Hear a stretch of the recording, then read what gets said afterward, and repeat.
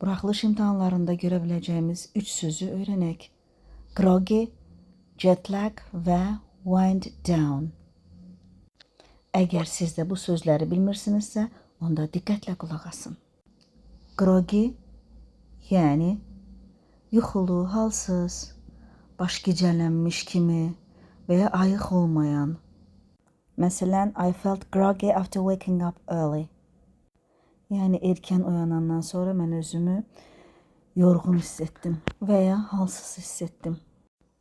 İkinci söz jet lag, yəni uzun bir uçuşdan sonra vaxt fərqinə görə, yaranan vaxt fərqinə görə insanlarda yaranan yorğunluq hissi. Məsələn, I felt terrible jet lag after flying to the USA. Yəni Amerika Birləşmiş Ştatlarına uçduqdan sonra özümü yorğun hiss etdim. Üçüncü söz isə wind down. Wind down həmişə wind kimi, külək kimi səslənən söz burada feil olaraq wind kimi səslənir. Bunu çaşdırmayaq.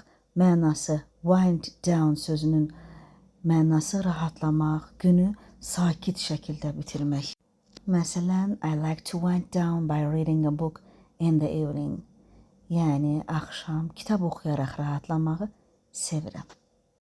İndi sözlərə aid verilmiş testi etməklə özünüzü yoxlayın.